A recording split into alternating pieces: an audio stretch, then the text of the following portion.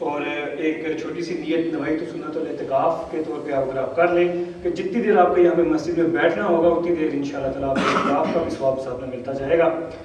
اور سب سے جو امپورٹنٹ بات میں یہاں پہ کرنا چاہ رہا تھا وہ ہمارے جو نیکسٹ مہمان ہیں جو پاکستان سے تشریف لائے ہیں پروفیسر عرفان چودھری صاحب، ان کا مختصر تعارف میں آپ کے سامنے رکھتا ہوں۔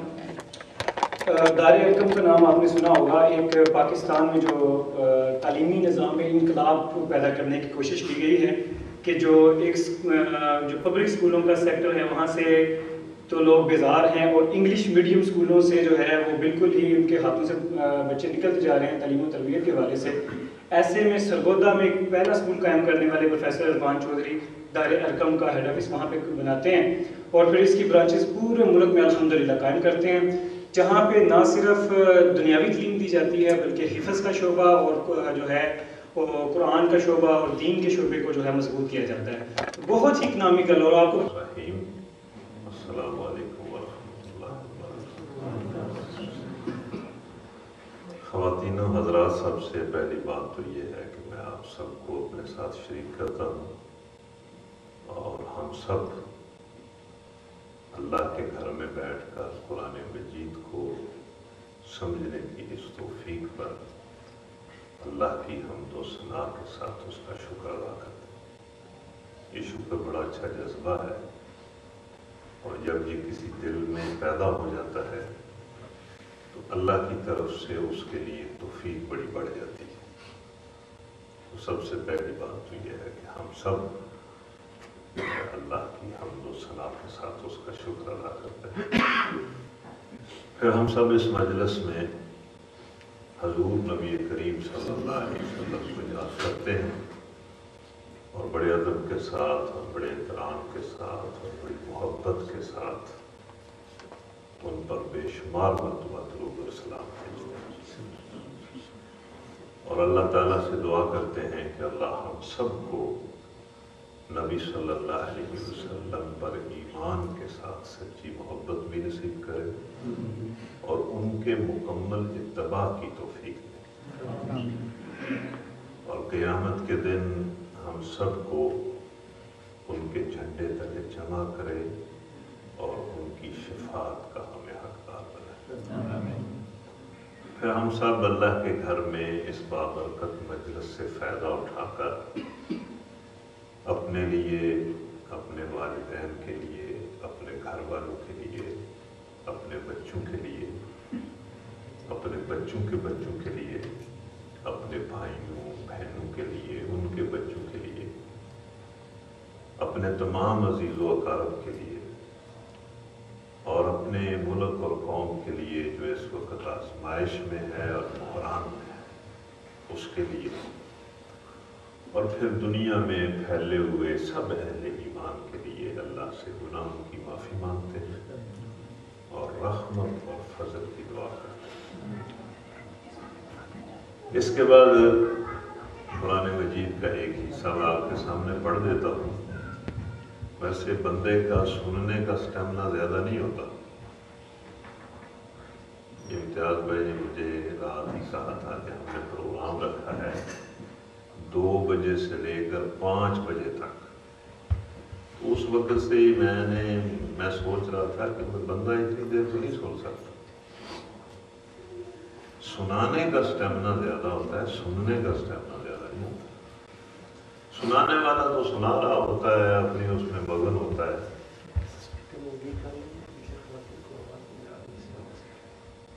تو بندہ سن تو زیادہ نہیں سکتا۔ بالکل یہ ہمارا تجربہ ہے، مشاہدہ ہے کہ آدھے گھنٹے سے جب تقریر بڑھتی ہے نا تو بندہ دائیں بائیں دیکھ رہے ہوتا ہے، تو آدھا گھنٹہ تو آپ نے استعمال بھی کر لیا۔ اس لیے بات تو مختصر اچھی ہوتی ہے، اور ہمیں نبی صلی اللہ علیہ وسلم نے یہ سمجھایا بھی ہے، ان کی سنت بھی یہی ہے کہ وہ مختصر بات کیا کرتے تھے،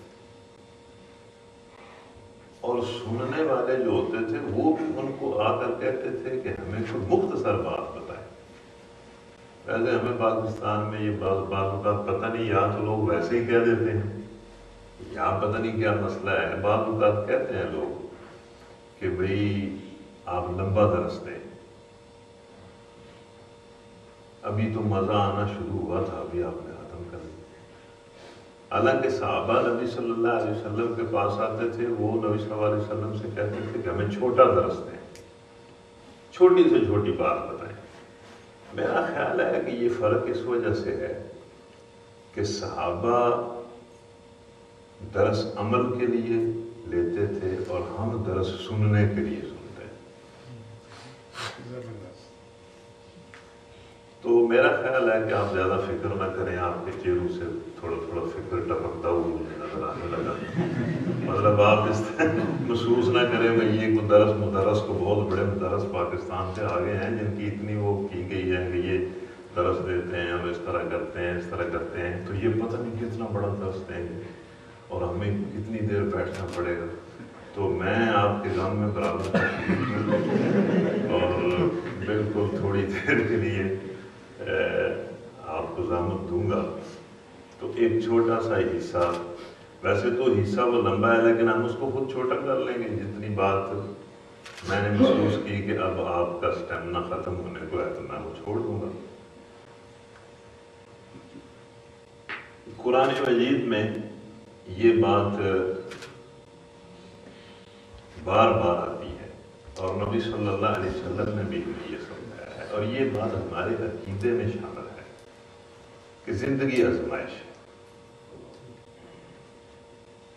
ویسے یہ ہے بھی حقیقت، کوئی بندہ اس کو آزمائش سمجھے تو بھی آزمائش ہے، نہ سمجھے تو بھی آزمائش ہے۔ یہ بالکل آپ اس کو انالیسس کر لیں، جتنی آپ نے زندگی گزاری ہے اس کا تجزیہ کر لیں، جو اس وقت گزار رہے ہیں اس کا بھی تجزیہ کر لیں۔ زندگی ہے آزمائش ہی، یہ کوئی دنیا اور زندگی یہ کوئی چکر اسی طرح کا ہے کہ بندہ نہ آزمائش میں ہی ہوتا ہے۔ وہ ایک صاحب کو نا خواب آیا، میں باتیں بھی تھوڑی اس طرح کروں گا کہ تاکہ نا تھوڑا آپ کی توجہ میری طرف رہے۔ اس کو خواب آیا کہ اس کے پیچھے نا بھیڑیا لگا ہوا ہے اور وہ بیچارہ جان بچانے کے لیے بھاگ رہا ہے۔ خواب میں تو آپ کو اگر کبھی خواب آیا تو خواب میں بھاگا نہیں جاتا اور پیچھے بھیڑیا لگا ہو، تو وہ کہتے ہیں میں اس سے جان بچانے کے لیے بھاگنے کی کوشش کرتا ہوں، بھاگتا ہوں، لیکن وہ بالکل میرے پیچھے ہے۔ سامنے ایک کنواں آ جاتا ہے، وہ شخص کہتا ہے کہ سامنے ایک کنواں آ جاتا ہے، مجھے خیال آتا ہے کہ میں اس میں چھلانگ لگا دوں، میں اس سے تو بچ جاؤں، لیکن جب میں اس کنویں میں چھلانگ لگانے لگتا ہوں تو دیکھتا ہوں کہ اس کنویں کے نیچے ایک بہت بڑا سانپ ہے جس نے منہ کھولا ہوا ہے۔ اب میں کہتا ہوں یہ اگر اس نے پکڑ لیا تو مارا گیا، اگر اس میں نے چھلانگ لگا دی تو مارا گیا۔ تو اس نا کنویں کے ساتھ ایک درخت ہے، اس کی ٹہنی کنویں میں ہے، میں اس ٹہنی کو پکڑ کر لٹک جاتا ہوں، نہ نیچے نہ اوپر، کہ بھئی ہے اس طرح بچ جاؤں۔ جب میں لٹکتا ہوں تو وہ بھیڑیا تو وہ کنویں پر نہ آگے نہ کھڑا ہو جاتا ہے، اور چھوٹے چھوٹے دو جانور آ جاتے ہیں جو اس ٹہنی کو کاٹنا شروع کر دیتے ہیں جس پر میں لٹکا ہوا ہوں۔ ایک کا رنگ کالا ہے، ایک کا رنگ سفید ہے۔ اب میں سوچتا ہوں کہ یہ کیا مصیبت ہے کہ انہوں نے ٹہنی کو کاٹنا شروع کر دیا ہے، ابھی یہ کاٹ دیں گے اور میں سیدھا سانپ کے منہ میں جاؤں۔ اس حالت میں میری آنکھ کھل جاتی ہے، میں کہتا ہوں شکر ہے انتخاب سی۔ یہ ہوتا ہے نا اس طرح کا کوئی ڈراؤنا خواب آئے نا، تو جب وہ بندے کی آنکھ کھلے تو بندہ کہتا ہے شکر ہے یہ تو خواب تھا، بڑا ٹر گیا۔ لیکن وہ ساتھ ہی کہتا ہے کہ میں بڑا خوف زدہ ہوا کہ یہ کیا مجھے خواب آیا۔ میں کسی پڑھے لکھے آدمی یا سیانے آدمی یا مولوی ٹائپ آدمی یا پیر ٹائپ آدمی اس کے پاس گیا، میں نے کہا یار مجھے یہ خواب آیا، اس کا کیا مطلب ہے؟ تو اس نے مجھے کہا تمہیں تو بہت ہی سچا خواب آیا۔ میں نے کہا کیا سچا خواب ہے؟ تو اس نے مجھے کہا کہ یہ جو بھیڑیا تیرے پیچھے لگا ہوا تھا نا، یہ موت ہے۔ जो हर बंदे के पीछे लगी। अच्छा जी, वाकई जब हम ये इन इंसानों की रौनकें देखते हैं, बाग देखते हैं, लॉन देखते हैं, कोठियाँ देखते हैं, फैक्ट्रियाँ देखते हैं, हुकूमतें देखते हैं, हमले देखते हैं, फतुआत देखते हैं, शिकस्तें देखते हैं, तो हम हैरान होते हैं इस इंसान पर कि इस इंसान के पीछे तो मौत लगी हुई, जो इसको आनन फानन हर चीज को खत्म कर देती और बहुत जल्द वो आ जाती है। ये सब कुछ तो हम पूरी इंसानियत का देखते हैं, वरना एक इंसान की क्या हैसियत है। बहुत जल्द वो बड़ा हो जाता है, बहुत जल्द वो बूढ़ा हो जाता है, बहुत जल्द वो बीमार हो जाता है, बहुत जल्द वो मर जाता है। सही बात है, ये जो मौत है ना, जो जल्द आ जाती है, आखिरत अगर मानना हो, आखिरत का अकीदा, तो ये तो लगता है कि इंसान के साथ तो मजाक है कि वो इतनी मेहनत, इतनी कोशिश, इतना सब कुछ करता है और जनाब मौत का भेड़िया उसे खा जाता है, और जब चाहता है खा जाता है। उसके लिए जरूरी नहीं है कि वो जवानी में खाए या बचपन में खाए या बुढ़ापे में खाए। तो उसने कहा ये जो भेड़िया तेरे पीछे लगा हुआ था ना, ये तो मौत है जो इंसान के पीछे लगी हुई है, खा जाएगा, रहने नहीं देगा। फिर उसने कहा जो कुएं के नीचे तूने सांप देखा था वो कब्र है। जो ही मौत आती है सीधा इंसान कब्र में जाता है। अब कब्र पता नहीं क्या है, ये बरज़ख क्या है।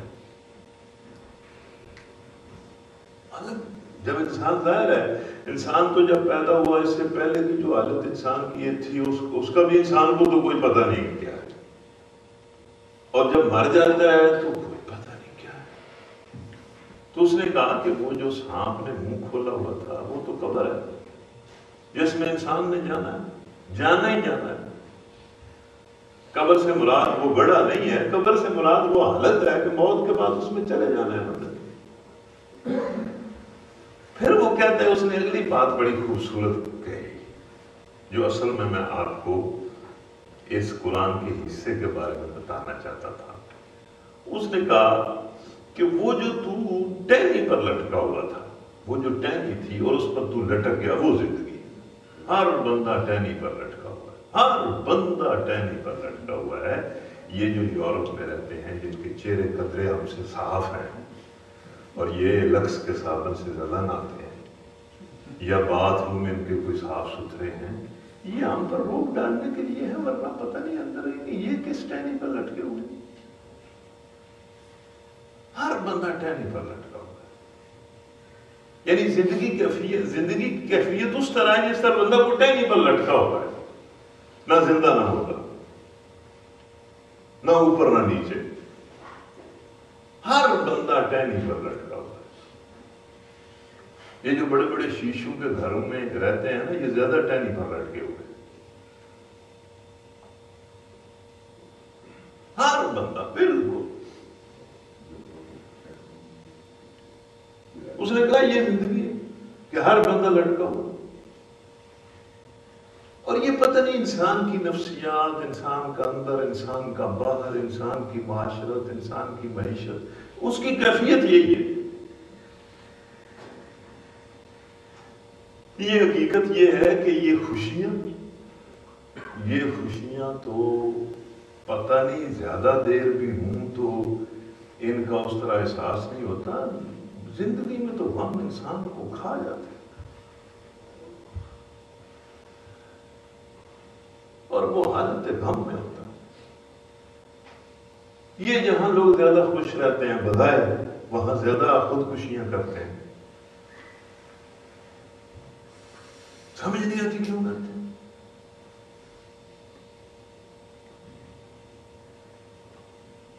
मतलब हर आदमी लटका हुआ है।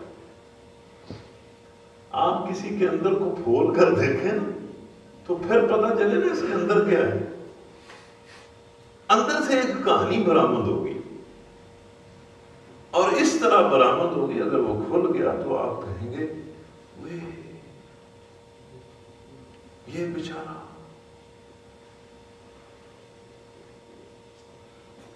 تو یہ ہر کوئی ٹہنی پر لٹکا ہوا ہے، اور وہ لٹکنا بھی کیا ہے؟ وہ لٹکنا بھی عارضی ہے۔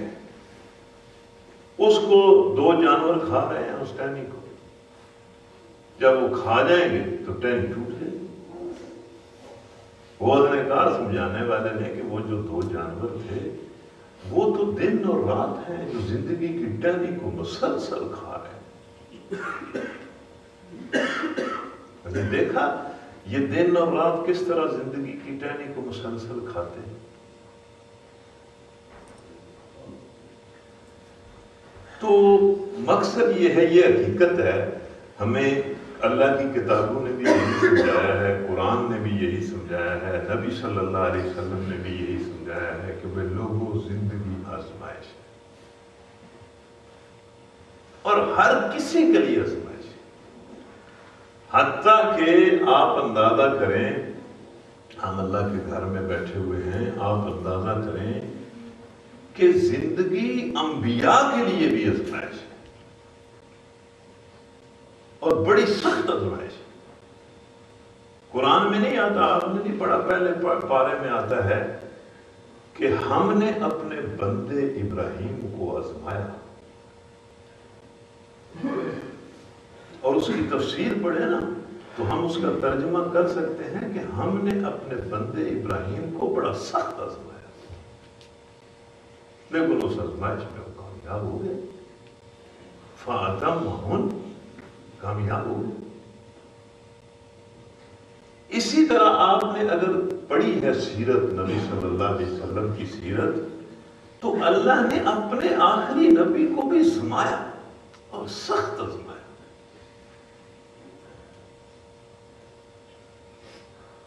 بلکہ ان کی ایک حدیث ہے، وہ فرماتے ہیں کہ لوگوں، اب امت کے لوگوں کو، کہ میرے غم میرے امتیوں کے غموں کی تعزیت کیا کریں گے۔ پتہ نہیں آپ کو سمجھ آئیے، پتہ ہے انہوں نے کیا بات کی؟ انہوں نے کہا کہ جب میرے کسی امتی پر کوئی مصیبت آئے نا تو وہ میری مصیبت کو یاد کر کے اپنی مصیبت کو ہلکا کر لیا کرے،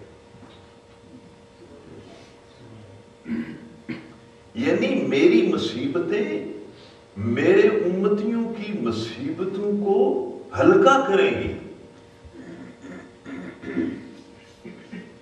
میں نے مصیبتوں کے بڑے پہاڑ جھیلے ہیں، یہ مصیبت جو ان پر آئی جب وہ طائف میں گئے تو لوگوں نے جو انسانوں کی فلاح کے لیے محنت کر رہے تھے، ہدایت کے لیے محنت کر رہے تھے، جو انسانوں کو انسانیت کی حقیقت سمجھا رہے تھے، انہیں دنیا اور آخرت کی فلاح کے راستے پر چلانا چاہتے تھے، انہیں نفع دینا چاہتے تھے، انسانوں نے ان کے ساتھ کیا کیا؟ طائف میں لوگوں نے ان کے ساتھ کیا کیا؟ اور بڑے دل گرفتہ ہو کر وہاں سے نکلے، بڑے دل گرفتہ ہو کر، اور وہ جو طائف کے ساتھ ملحق ایک باغ تھا اس میں بیٹھ گئے، اور جو دعا کی وہ نبی صلی اللہ علیہ وسلم کی عجب دعا ہے، رو رو کر دعا کی، کہا اللہ سے کہا یا اللہ تو مجھے اس کے حوالے کرتا ہے جو مجھ پر ظلم کرتا ہے، یا اللہ مجھے اپنے دشمنوں کے سامنے الگا تو نہ کر۔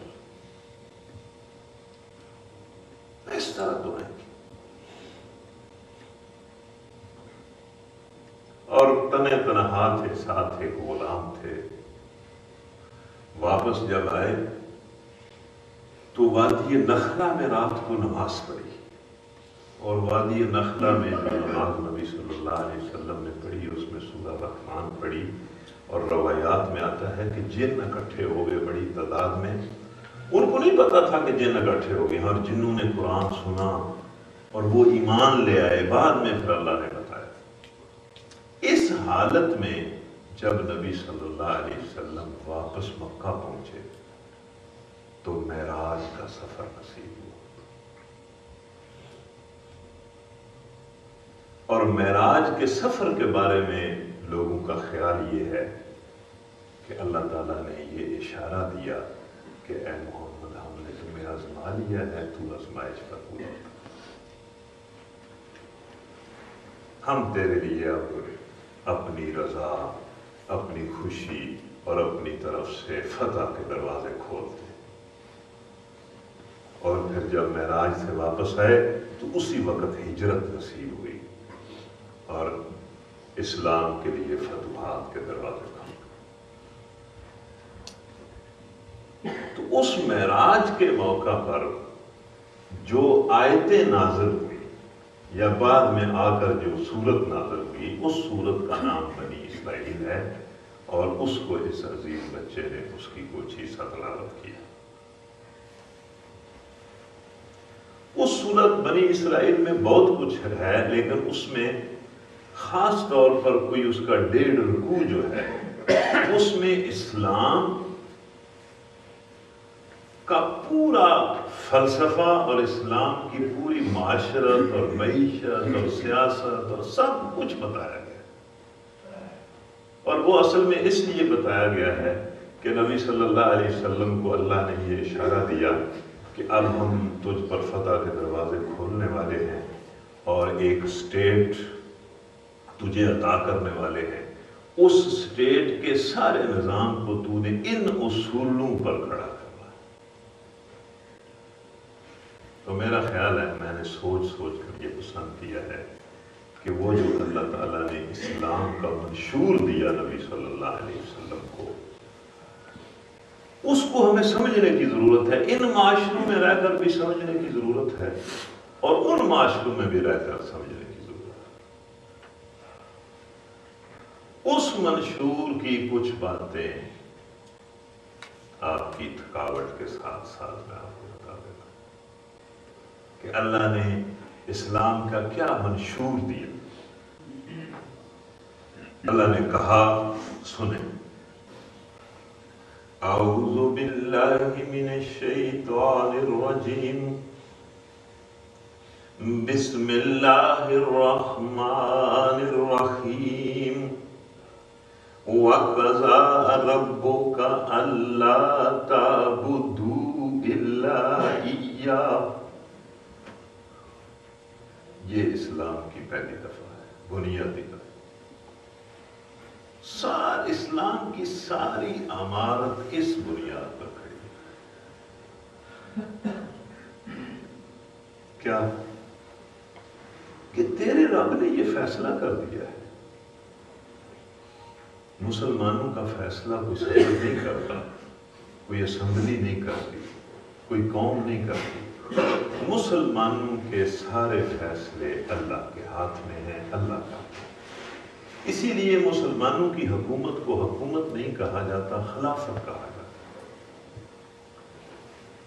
کہ انہوں نے خود کوئی اپنی طرف سے حکم نہیں بنانا ہوتا، انہوں نے اللہ کے حکم کو نافذ کرنا ہوتا۔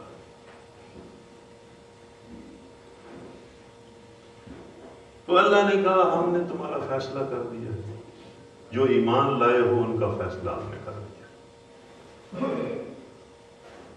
وَقَضَىٰ رَبُّكَ، ہم نے تمہارا فیصلہ کر دیا، تمہارا رب نے تمہارا فیصلہ کر دیا۔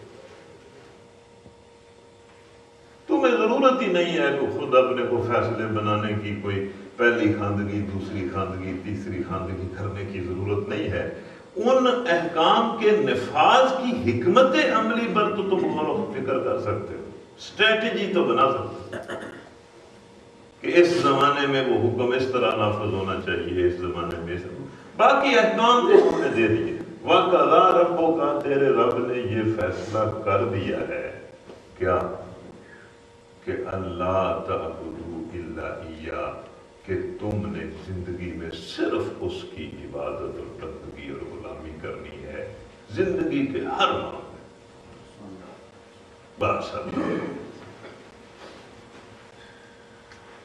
اخلاق میں بھی، معاشرت میں بھی، معیشت میں بھی، سیاست میں بھی، حکومت میں بھی، بیڈ روم میں بھی، دکان میں بھی، منڈی میں بھی، بازار میں بھی، صلح میں بھی، جنگ میں بھی، حضر میں بھی، سفر میں بھی تم نے اللہ کے حکم کی پابندی کی اور اس نے سارے احکام تم پر واضح کر دیے۔ وَقَضَىٰ رَبُّكَ، تیرے رب نے اپنی آرڈر بک میں تیرے لیے، اے مسلمان، تیرے لیے یہ فیصلہ کر دیا ہے کہ تو نے بے چون و چرا غلامی کرنی ہے صرف اللہ، بس۔ اب آپ دیکھیں، میں یہاں اس ماحول میں آپ سے یہ بات کرتا ہوں کہ اس پر کیوں اعتراض ہوتا ہے؟ انسان اپنے لیے قانون بناتے ہیں اور ان کی پابندی کرواتے ہیں، اور جو قوم اپنی قوم سے جتنی زیادہ پابندی کروا لیتی ہے ہم اسے کہتے ہیں یہ کامیاب قوم ہے،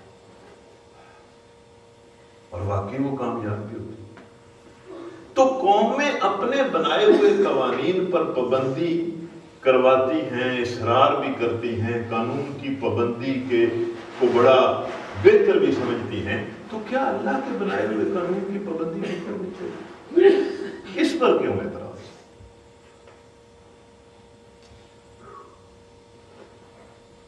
مجھے بتائیں نا، اس پر کیوں اعتراض؟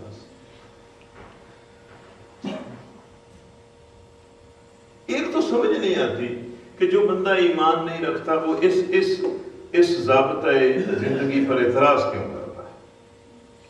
ایک تو اس پر حیرانگی ہوتی ہے، اور دوسری اس سے زیادہ حیرانگی مجھے پتہ ہے کس بات پر ہوتی ہے کہ جو لوگ ایمان بھی لے آتے ہیں پھر بھی اس کی پابندی نہیں کرتے۔ وہ ایمان کیوں لاتے ہیں؟ وہ ایمان نہ لائیں۔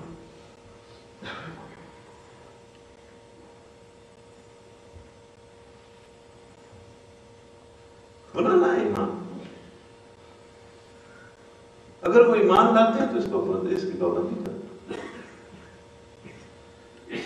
اس کے بعد میں ابھی بات کرتا ہوں، میں خدا کو گواہ کر کے اس دنیا کے اس خطے میں اللہ کے اس کار میں کھڑے ہو کر کہتا ہوں کہ اگر اللہ کے بتائے ہوئے ضابطے پر کوئی معاشرہ عمل کر کے دکھا دے تو پوری دنیا اس کے پیچھے ہوتی، لیکن افسوس ہے مسلمانوں کا۔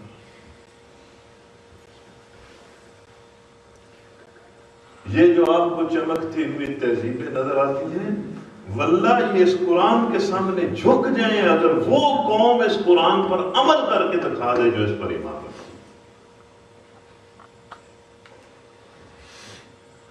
اس کا اخلاق سب سے زیادہ شاندار، اس کی معاشرت سب سے زیادہ عظیم، اس کی معیشت سب سے زیادہ عدل اور انصاف پر مبنی، اس کی سیاست سراپا قسط و عدل اور سراپا سلامتی۔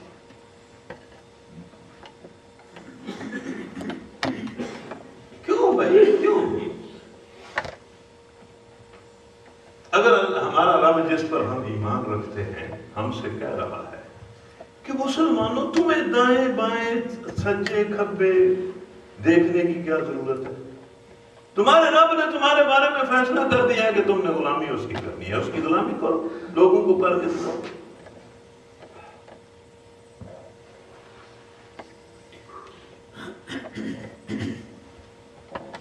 یعنی کیا بتایا گیا نبی صلی اللہ علیہ وسلم کو اور پھر ہمیں کہ اے اللہ کے رسول، اے محمد صلی اللہ علیہ وسلم، یہ مدینہ پہنچ کر تو نے جو سٹیٹ قائم کرنی ہے، جو معاشرہ قائم کرنا ہے، جس اخلاق پر لوگوں کو کھڑا کرنا ہے، اس کی بنیاد اللہ کی بندگی ہے۔